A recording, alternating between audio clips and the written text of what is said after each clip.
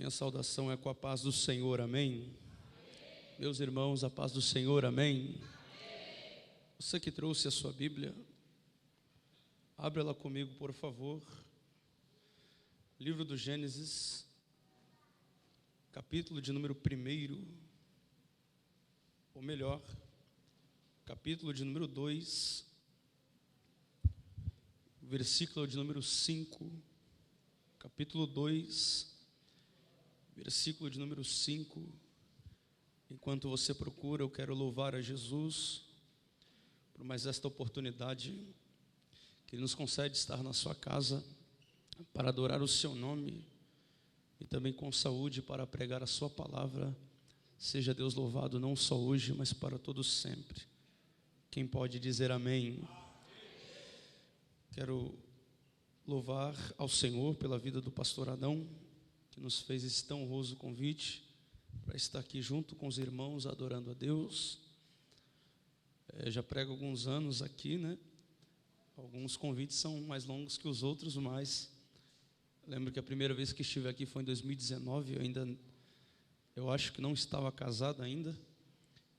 Foi um mês antes de eu casar, e essa casa sempre nos recebe com muito carinho, e eu sou grato a Deus pela vida dos pastores dessa igreja, pastor Adão, sua família, obreiros. Que Deus em Cristo continue abençoando todos vocês em nome de Jesus. Amém ou não amém? Eu trago saudações de paz do meu pastor Osiel Cumpian, e também o seu abraço fraternal. Sendo assim, sintam-se todos abraçados em nome de Jesus. Você recebe este abraço, diga amém. Já dito pelo pastor Adão, minha esposa está viajando a trabalho, mas me garantiu que estaria intercedendo por tudo que Jesus continuará falando aos nossos corações. Gênesis capítulo 2, o versículo de número 5. Os que acharam, diga eu achei. E toda a planta do campo ainda não estava na terra, e toda a erva do campo ainda não brotava, porque ainda o Senhor Deus não tinha feito chover sobre a terra, e não havia homem para lavrar a terra. Um vapor, porém, subia da terra e regava toda a face da terra. E toda a planta do campo ainda não estava na terra, e toda a erva do campo ainda não brotava, porque ainda o Senhor Deus não tinha feito chover sobre a terra, e não havia homem para lavrar a terra. Um vapor, porém, subia da terra e regava toda a face da terra. E você que crê na palavra, diga amém. Olhe para quem está do seu lado e diga: Deus quer, mas não pode. Se assente glorificando ao nome de Jesus.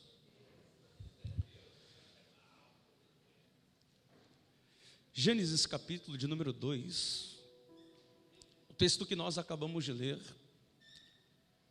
está nos relatando o momento em que o nosso Deus quer criar um jardim, mas apesar de Deus querer, Deus não pode. E a pergunta é: por quê? Porque todas as vezes que eu ouço que Deus quer, mas não pode, isso mexe com o meu coração. Até porque todos nós servimos a um Deus onipotente, onipresente, onisciente. Ele sabe de tudo, está em todos os lugares e também tem todo o poder. Se nós servimos a um Deus que sabe de todas as coisas, está em todos os lugares e também tem todo o poder, como Deus não pode fazer algo que Ele quer? Quando nós dizemos que Deus quer, mas não pode, nós não estamos falando de uma impossibilidade por falta de recursos e de forças para realizar. Deus quer, mas não pode, porque alguns princípios que Deus não quebra, e a gente precisa entender isso. Deus quebra protocolos, mas Deus não quebra princípios. Irmão Levi, qual a diferença de protocolos para princípios? Protocolo é aquilo que o homem impõe, Princípio é aquilo que Deus fala. E Deus quebra para cumprir a sua vontade, que é soberana, aquilo que o homem impõe. Mas ele não se contradiz naquilo que ele mesmo disse. Então Deus quer, mas não pode, não por falta de poder. Até porque se nós disséssemos que Deus quer, mas não pode, por falta de poder, nós estaríamos contradizendo o que está escrito em Lucas capítulo 1, versículo 37. Quando o anjo do Senhor visita Maria e diz, porque para Deus nada é impossível. Se nós disséssemos que Deus quer, mas não pode por falta de poder, nós estaríamos contradizendo Gênesis capítulo 18, versículo 14. Quando os 3 varões visitam Abrão nos carvalhais de Manre, e reafirmam a promessa, e Sara, sua esposa, está atrás da porta da tenda, ouvindo tudo, e quando ela ouve a promessa de que eles seriam pais de multidões, a Bíblia diz que ela ri, porque não acredita na promessa. Nesse exato momento, mesmo atrás da porta, a Bíblia diz que os varões ouvem a risada, percebem o que está acontecendo, mesmo estando oculto nos seus olhos, olham para Sara e diz, Sara, por que ri? Há algo demasiadamente difícil para o Senhor? Não. Por esta causa, voltarei daqui a algum tempo, e dentro desse tempo, você estará com seu filho nos seus braços. Então Deus quer, mas não pode, não por falta de poder. Deus quer, mas não pode por causa de alguns princípios que Deus não quebra. Irmão Levi, que princípios são esses? O primeiro princípio é o princípio do tempo. Se tem uma coisa que Deus não quebra, é algo chamado tempo. Deus não trabalha contra o tempo, pelo contrário, Deus usa o tempo para trabalhar ao seu favor. Então Deus quer, mas não pode, primeiro, pelo princípio do tempo. Segundo, pelo princípio da eternidade. Irmão Levi, por quê? Porque tudo que Deus faz, tudo que Deus realiza, tudo que Deus começa, tudo que Deus constrói, tem a marca da eternidade. Deus não faz nada hoje para acabar amanhã. Assim como Deus não faz nada agora para acabar daqui a pouco. Tudo que Deus faz é para durar para sempre. Irmão Levi, e aonde está o princípio do tempo? No capítulo 2, nos versículos 5 e 6 que nós lemos. A Bíblia diz que Deus quer criar um jardim, mas o jardim ainda não tinha sido feito, porque ainda não havia chovido sobre a terra. Então Deus quer, mas não pode, porque o tempo de chuva ainda não tinha chegado. Irmão Levi, qual o princípio da eternidade? Porque Deus quer, mas não pode.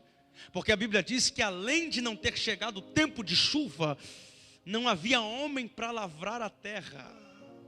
E se não tem ninguém para cuidar da terra, para podar o jardim, para colher os frutos, para regar a raiz, o jardim que foi criado hoje, daqui a algum tempo morreria sozinho em si mesmo. É por isso que Deus quer, mas não pode, não por falta de poder, mas por causa de alguns princípios que Deus não pode quebrar. Porém, para nós entendermos um pouco mais do capítulo 2, é necessário nós falarmos um pouco do capítulo 1. Irmão Levi, por quê? É necessário falar do capítulo 1, porque o capítulo 2 e o capítulo 1 estão totalmente interligados. Irmão Levi, me prova, quer ver? No capítulo 1, o escritor está apenas nos relatando os dias em que Deus criou cada uma das coisas. E um dos dias que mais nos chama a atenção é o 6º dia, porque é o dia que Deus forma o homem, a sua imagem, segundo a sua semelhança. O problema é que no capítulo 1, ele só diz o dia em que o homem foi formado, mas no capítulo 2 diz como e por que e para que o homem foi formado. No capítulo 1 diz que no 6º dia Deus diz, façamos o homem a nossa imagem segundo a nossa semelhança. Mas no capítulo 2 diz que formou Deus o homem do pó da terra e soprou nas suas narinas o fôlego de vida, e o homem se tornou alma vivente. É por isso que, para nós entrarmos no capítulo 2, nós primeiro precisamos pensar sobre o capítulo 1.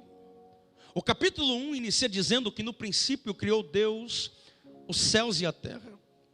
A terra era sem forma e vazia, e havia trevas sobre a face do abismo.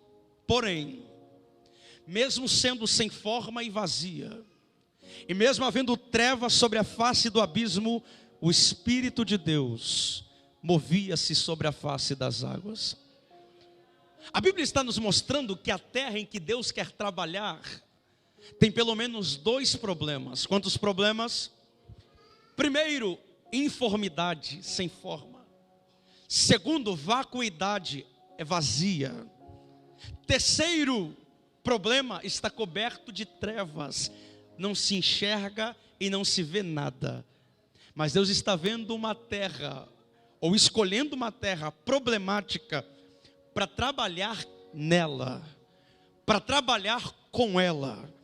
Mas antes de trabalhar com ela, a primeira coisa que Deus faz é liberar uma palavra. Irmão Levi, que palavra é essa?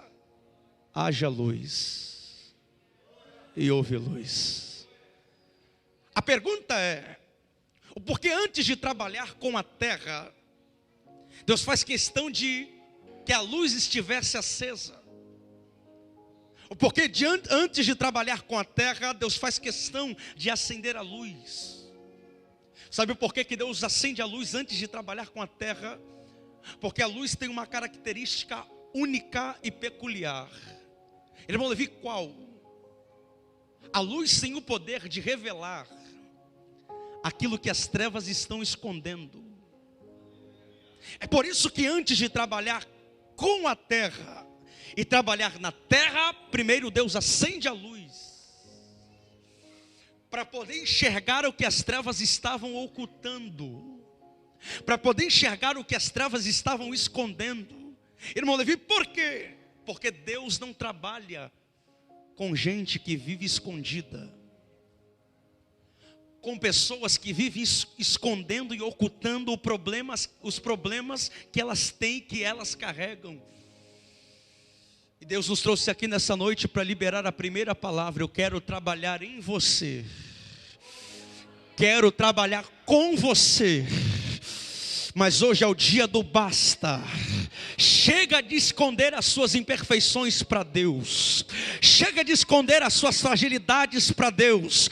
Hoje Deus nos trouxe aqui para lhe dizer: eu quero um relacionamento de transparência. Se alguém ouve a voz de Deus aqui esta noite, glorifique o nome de Jesus. A primeira coisa que Deus faz é acender a luz. E quando Deus acende a luz, Deus começa a observar que a luz é boa. E que quando Deus observa que a luz é boa, a primeira coisa que Deus faz, depois de observar que a luz é boa, é fazer uma separação da luz e das trevas, chamando a luz de dia e as trevas de noite. A pergunta é, por que Deus separa a luz das trevas? É porque Deus percebeu que a luz é boa, em contrapartida as trevas era ruim. E Deus não aceitou a mistura do que é bom com o que é mal, do que é certo com o que é incerto, do que é justo com o que é injusto. Desde o princípio Deus nunca aceitou mistura. Com Deus ou é ou não é. Com Deus ou está dentro ou está fora. Com Deus ou é céu ou é inferno. Com Deus ou sou crente ou sou ímpio. Com Deus não existe mistura. Com Deus não existe esse negócio de quase crente. Com Deus não existe esse negócio de quase obreiro. Com Deus não existe esse negócio de quase homem de Deus. Com Deus não existe esse negócio de quase mulher de oração. Com Deus ou é ou não é, ou está dentro ou está fora, ou é céu ou é inferno, porque com Deus o quase não existe. É tão verdade que um grande pregador citou certa vez, eu replico aqui essa noite: o quase de fato não existe, porque quem quase morreu ainda está vivo, quem quase foi curado ainda está doente, quem quase casou ainda está solteiro, quem quase passou na faculdade ainda está estudando. O quase de fato não existe. É por isso que não dá para ser quase crente, porque no dia em que Jesus voltar, quase que você subia, mas como ficou no quase, ficou, porque com Deus ou é ou não é. Com Deus ou está dentro ou está fora. Mas eu estou pregando para uma igreja aqui na cidade de Mongaguá que não aceita se entregar pela metade. Hoje vai se entregar por inteiro. Deixa eu ver se tem alguém aqui esta. Calabaracia candarabarraia. Deus faz a separação, porque Deus não aceita mistura do bom com o mal, ou do bom com o ruim, do bem com o mal, do certo com o incerto, do justo com o injusto, da luz com as trevas. Deus não aceita mistura. E quando nós falamos usamos essa expressão mistura, vem ao nosso coração uma profecia liberada em Oséias capítulo 7, versículo 8, que diz: Efraim com os outros povos se mistura. Efraim é uma massa de bolo que não foi virada. Calma aí. Por que Deus está comparando Efraim com uma massa de bolo que não foi virada? Por que Deus diz Efraim com os outros povos se mistura? Efraim é uma massa de bolo que não foi virada. Sabe por que Deus faz essa comparação? Porque naquele tempo o bolo não era feito como é feito hoje. O bolo nada mais era do que uma massa fina e plana, que era assada em cima de uma rocha que estava em alta temperatura. E por ser fina e plana, não dava para assar tudo de uma vez. Primeiro se assava de um lado e depois virava para assar do outro. Aí Deus está olhando para Efraim e está dizendo: Efraim com os outros povos se mistura.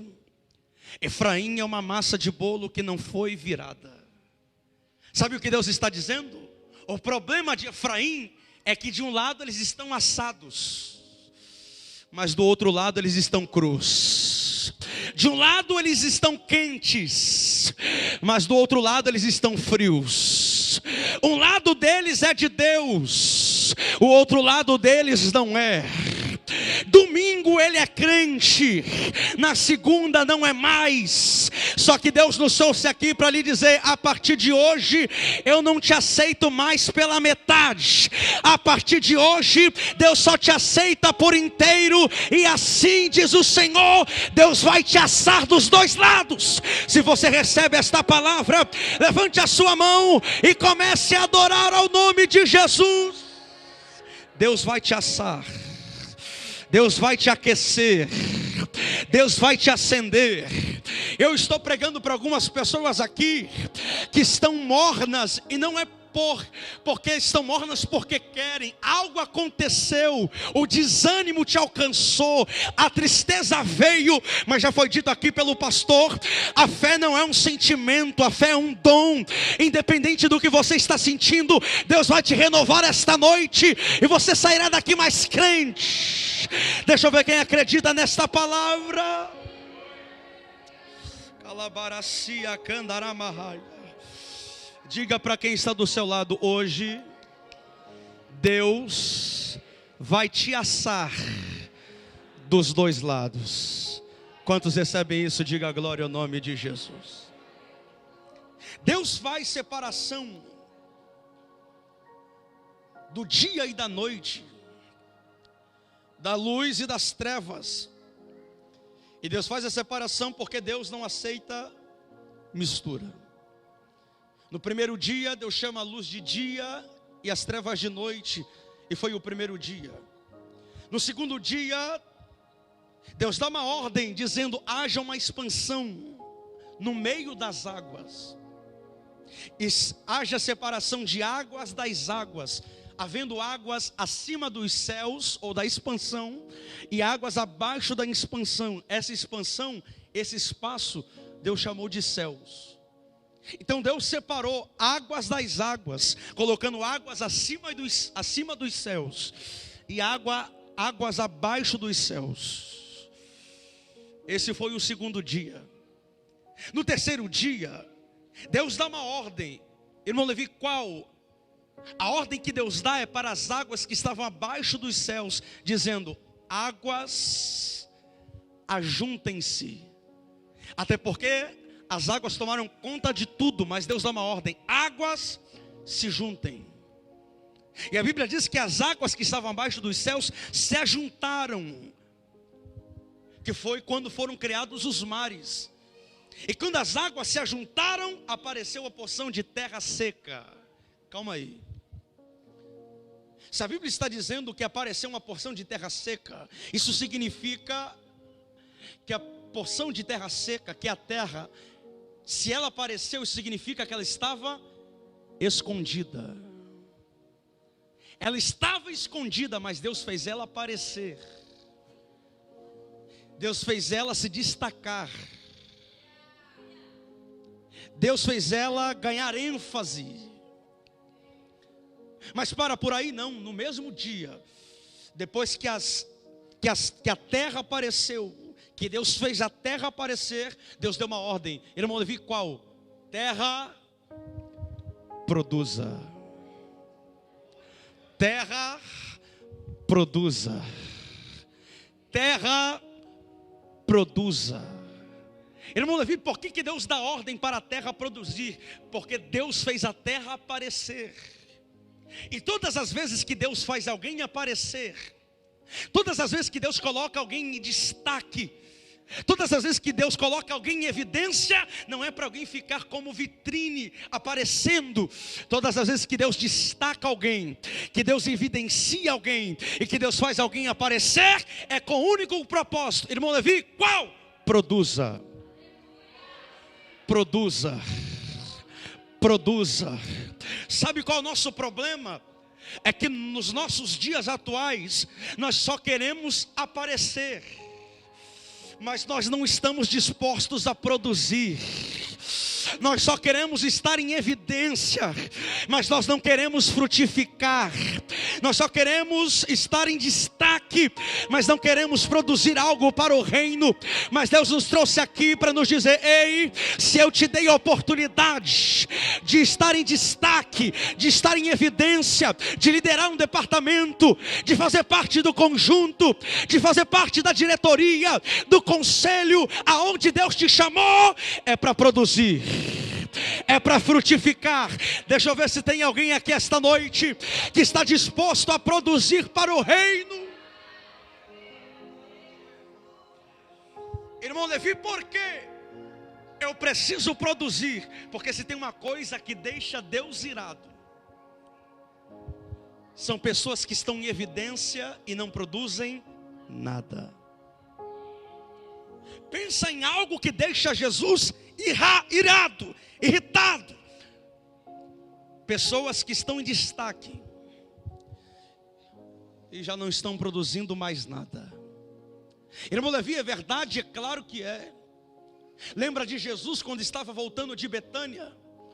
A Bíblia diz que Jesus se encontrou com uma figueira, ou avistou a figueira de longe.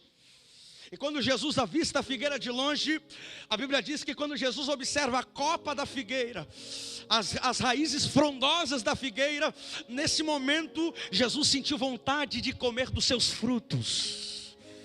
E Jesus, que estava longe, se aproximou.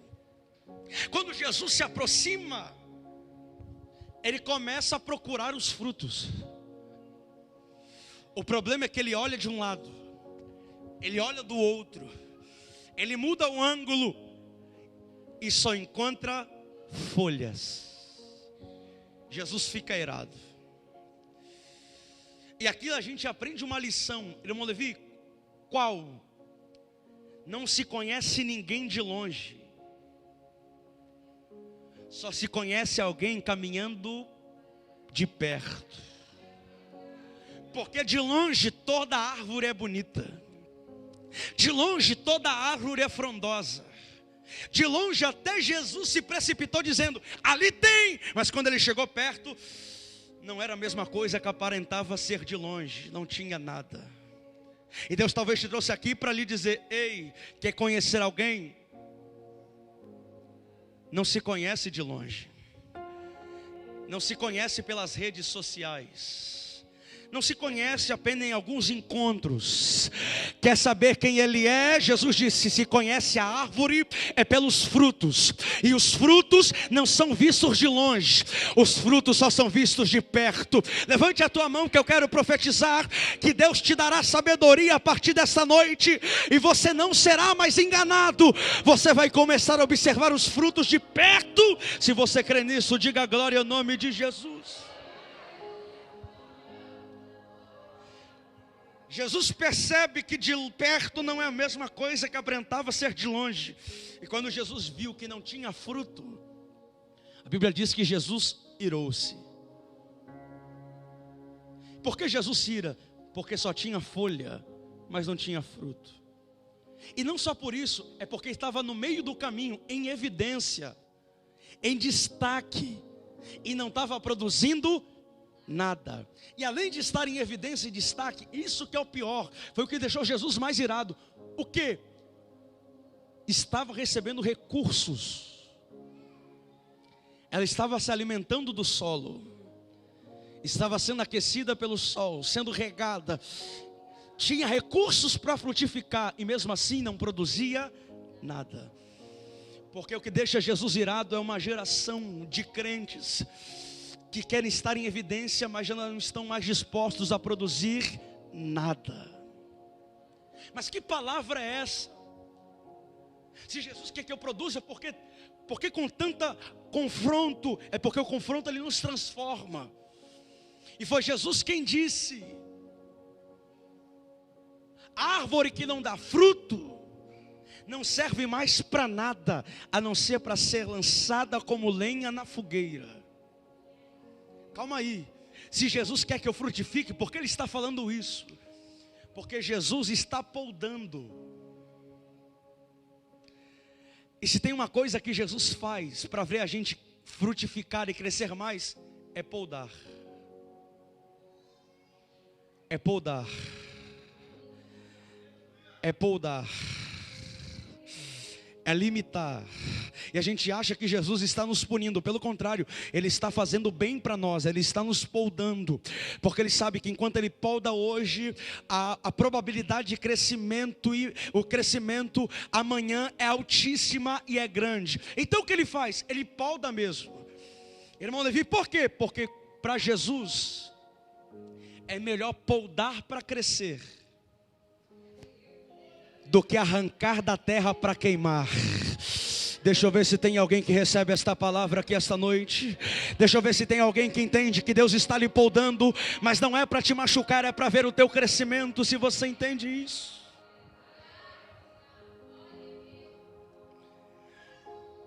produza a terra, a erva verde, que dê semente, árvores frutíferas, segundo a sua própria espécie. E a Bíblia diz que foi o que aconteceu. A terra produziu, e foi o terceiro dia. No quarto dia, Deus dá uma ordem: haja luminares na expansão dos céus, estrelas, para fazer separação de dias, meses, anos e estações. E dentre as estrelas colocou duas maiores, uma para governar de dia, a outra para governar de noite, sendo elas o sol e a lua. E esse foi o quarto dia. No quinto dia, Deus deu uma ordem para as águas, ou para a terra. Terra produza todo animal terrestre, répteis, gados, e a Bíblia diz que a terra produziu. No sexto dia, Deus dá uma ordem para as águas, dizendo: águas produzam todos os animais marítimos e todas as aves que voarão nas expansões dos céus. E não só dá ordem para as águas, mas também libera a palavra que deixa o diabo furioso e a gente feliz. Irmão Levi, qual? Façamos o homem a nossa imagem, segundo a nossa semelhança. Irmão Levi, por que o diabo fica furioso? Porque Deus diz, façamos o homem a nossa imagem, segundo a nossa semelhança. Quando ele diz, façamos a nossa imagem, ele está falando da aparência. Mas quando ele diz da nossa semelhança, ele está dizendo da essência, caráter. É por isso que o diabo não quer ferir a tua imagem. O diabo não está interessado em arrancar um dos teus dedos, arrancar a tua visão, em tocar na tua parte inferior do teu corpo. Ele não está interessado em tocar nos seus braços. Ele não está interessado em tocar na sua audição, porque isso ele está tocando na imagem. O que ele quer tocar é no caráter, é na semelhança. Porque o homem sem caráter, ele já não se assemelha mais a Deus. Então ele não quer te ferir por fora, ele quer rachar você para vazar o que você carrega aí dentro. Mas posso liberar uma palavra para quem crê aqui esta noite? Apóstolo Paulo, na segunda epístola aos Coríntios, no capítulo 12, ele diz, Senhor, há um espinho na minha carne, e esse espinho na carne faz com que as minhas semelhanças com o Senhor, a minha essência vá embora. Por favor, tira esse espinho na carne. E esse espinho na carne é tão dolorido, é tão difícil, que o mensageiro de Satanás me acusa, bate na minha face, me acusa diante do meu rosto, arranca de mim. E quando ele diz, arranca de mim, Jesus olha para ele e diz, Paulo, eu sei que é difícil, mas a minha graça te basta. Mas a minha graça te basta. Posso liberar uma palavra para quem crê? O diabo talvez nesse mês de novembro determinou como missão, dizendo, até dezembro eu arranco a essência que ele carrega. Mas Deus chegou primeiro dizendo, se o diabo quer arrancar a tua essência, eu te carrego de graça para você suportar. Deixa eu ver quem recebe esta palavra. Se você recebe, uma mão é pouco, joga as duas e abre a boca para adorar.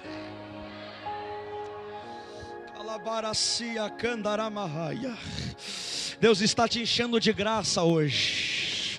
Deus está lhe revestindo de graça hoje. Deus está lhe carregando de graça hoje. Graça para vencer as tentações, graça para vencer as provações, graça para suportar os desertos, graça para vencer as traições. Deixa eu ver quem recebe esta graça. Deixa eu ver quem recebe esta graça.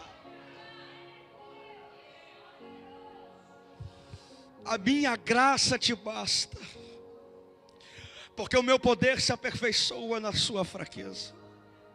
Façamos um homem à nossa imagem, segundo a nossa semelhança. Esse foi o sexto dia. No sétimo dia, Deus observa tudo o que fez. E quando Deus viu que o que ele fez era bom, a Bíblia diz que o Senhor descansou. A pergunta é, Deus se cansa? Sim ou não? Sim ou não?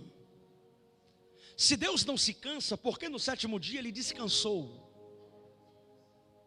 Não por necessidade de recuperar suas energias. Deus descansa aqui para nos ensinar uma lição. Irmão Levi, qual? Que depois de toda a labuta, depois de todo trabalho árduo, sempre haverá um momento de descanso, sempre haverá um momento de refrigério. Irmão Levi, o que isso significa? É Deus te ensinando, continua. É Deus te encorajando, persevera. É Deus dizendo, não pula do barco agora. Eu sei que está arrancando o suor do teu rosto. Eu sei que está arrancando lágrimas dos olhos. Eu sei que está causando aperto no coração. Mas o Senhor está te garantindo, depois desse processo, há um momento de descanso. Se você crê nessa palavra, erga as tuas mãos e glorifique o nome de Jesus. Sede firmes e constantes, e sempre abundantes na obra do Senhor. Sede firmes e constantes, sempre abundantes na obra do Senhor. Eu vou repetir: sede firmes e constantes, sempre abundantes na obra do Senhor. E Deus te trouxe aqui para lhe dizer a seguinte coisa: aquele que coloca a mão no arado, já não tem mais escolha de voltar para trás. É daqui para frente, é daqui para frente. Deixa eu ver quem recebe esta palavra.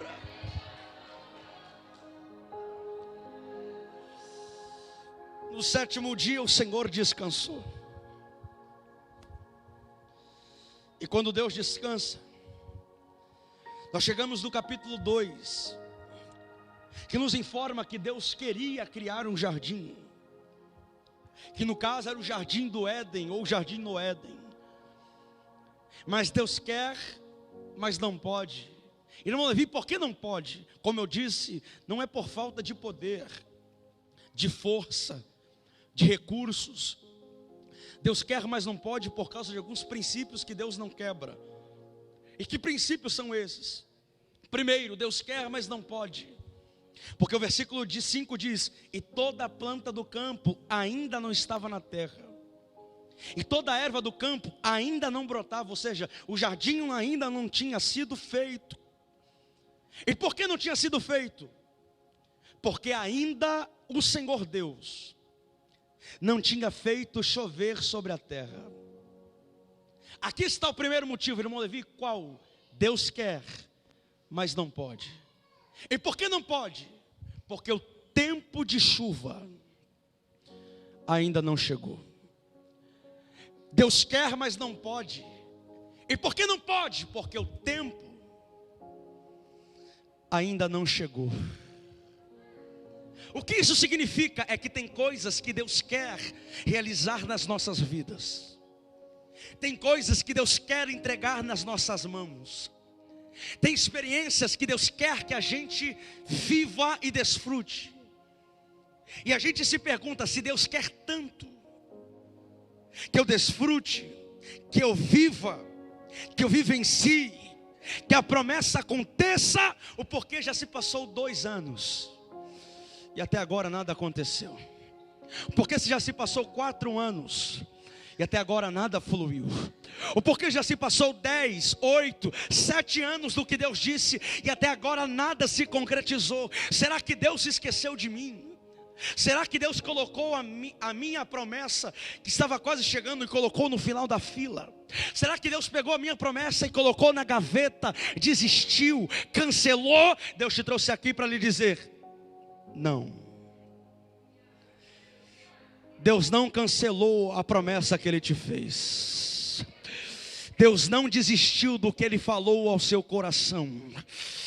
Deus não abriu mão do que Ele tem para fazer na sua história. Aí você pergunta: mas se Ele não abriu, então por que não fez? É porque o tempo ainda não chegou. Eu sei que nessa hora o glória some mesmo. Irmão Levi, por quê? Porque a gente tem dificuldade de lidar com essa coisa chamada tempo. O ser humano e o tempo não se dão muito bem. A gente tem dificuldade de lidar com essa coisa chamada tempo. Irmão Levi, é verdade? É claro que é. Lembra quando você está em casa, na sua cozinha, e você vai usar o eletrodoméstico chamado micro-ondas? Esse eletrodoméstico te dá o poder de você determinar o tempo que você quer. E a gente coloca 30 segundos, 1 minuto, 1 minuto e meio, 2 minutos. Mas a gente tem tanta dificuldade de lidar com o tempo, que a gente que determina o tempo, Mas a gente às vezes não consegue nem sair de perto. A gente fica ali meio agoniado, meio estranho. A gente fica ali meio ansioso. E às vezes falta 10 segundos. E a gente vai lá e tira antes do tempo que a gente mesmo determinou. A gente não sabe lidar com o tempo. É por isso que nessa hora a glória some, quando Deus diz: o tempo ainda não chegou. A gente fica meio estranho, meio esquisito. E a pergunta é: se o tempo não chegou, Deus, então o que eu faço? Deus te trouxe aqui para lhe dizer: enquanto o tempo não chega, viva como se o tempo já tivesse chegado. Tem gente esperando acontecer para jubilar. E Deus está dizendo: celebre mesmo que o tempo não tenha chegado ainda. Tem gente esperando o tempo chegar para agradecer. E Deus está dizendo: agradeça como se já tivesse chegado. Porque quando eu agradeço mesmo sem acontecer, uma coisa eu sei: não aconteceu ainda, mas vai acontecer. Não chegou ainda, mas vai chegar. Deixa eu ver se tem alguém aqui que usará a sua fé para a glória do nome de Jesus.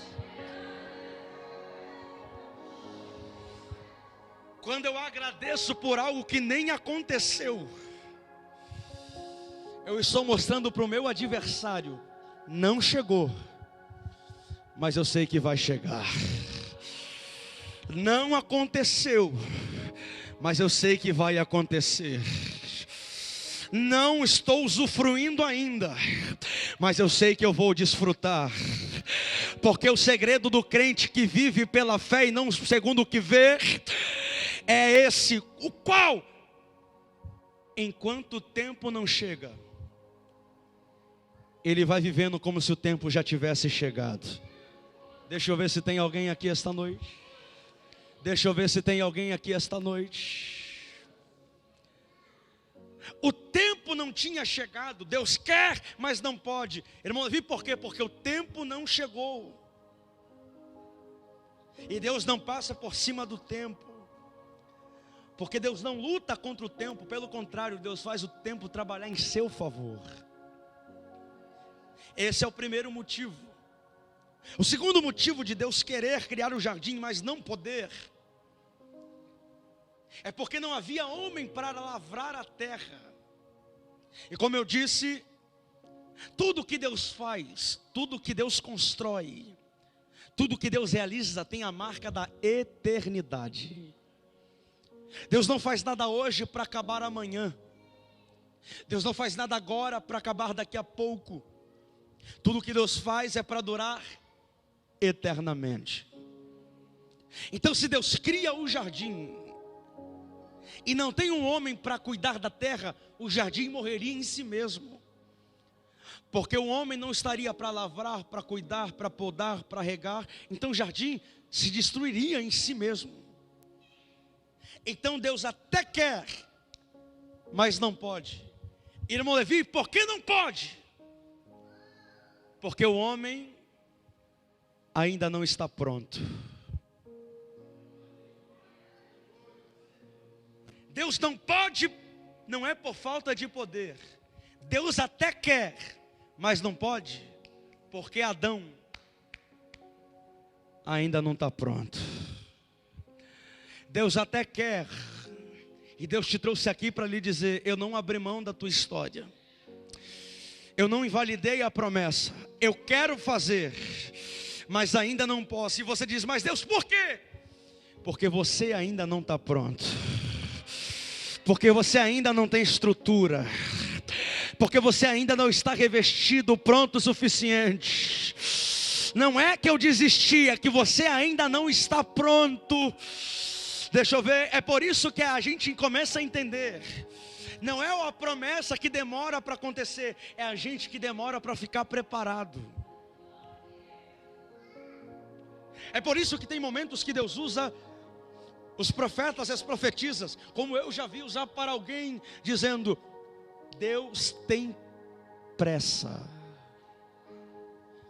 Deus tem o quê? O quê? Mas a pressa é a característica de quem está atrasado. E a pergunta é: Deus se atrasa? Deus se precipita? Deus chega na hora certa. Se Deus não se atrasa, porque em alguns momentos ele diz: eu tenho pressa. Porque o sujeito aqui atrasado não é Deus. O sujeito aqui, na grande parte das vezes, somos nós. Aí Deus está lá dizendo: vamos, meu filho, já era para ter acontecido, já era para ter realizado, já era para ter feito na sua vida, vamos. E você diz: mas o que falta? Eu já estou aqui te esperando, é você que está atrasado. Mas Deus nos trouxe aqui para nos dizer: ei, a partir de hoje, eu não aceito mais você atrasado. A partir de hoje, nós voltaremos para a nossa posição. Deixa eu ver quem voltará para a sua posição, a posição em que Deus te espera para cumprir o que Ele tem para fazer na sua vida. Deixa eu ver quem recebe esta palavra. Deixa eu ver quem concorda com esta palavra. Deixa eu ver quem vai se posicionar.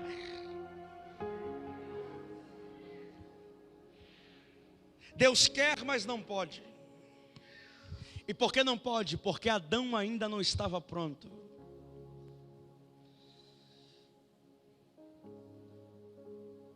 Só que o texto não termina, pastor, dizendo que o tempo não chegou e que o homem não estava pronto. O texto termina no versículo 6, dizendo que apesar do tempo de chuva não ter chegado e do homem não estar pronto, um vapor, porém, subia da face da terra e regava toda a face do abismo. Esse um vapor, porém, é apesar disso, apesar do tempo não chegar, apesar de Adão não estar pronto, porém, um vapor regava. E esse termo regar é cuidar. Esse termo regar é sinônimo de preparar.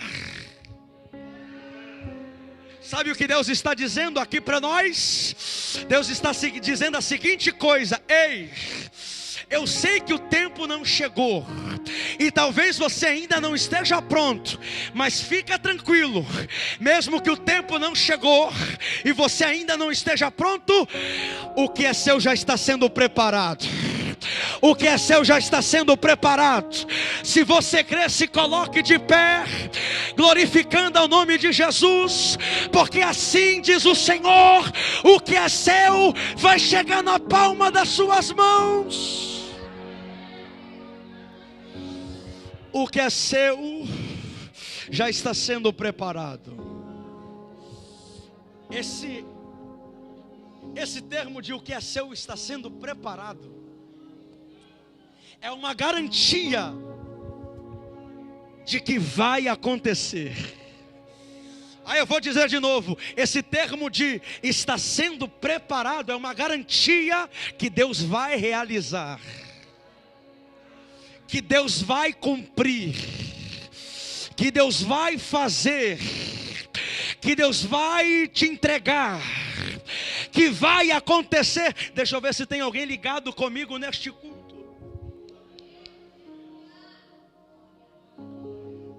Feche os seus olhos que eu oro por você agora. Eu sei que talvez o tempo não chegou e não era esse tempo que você estava esperando.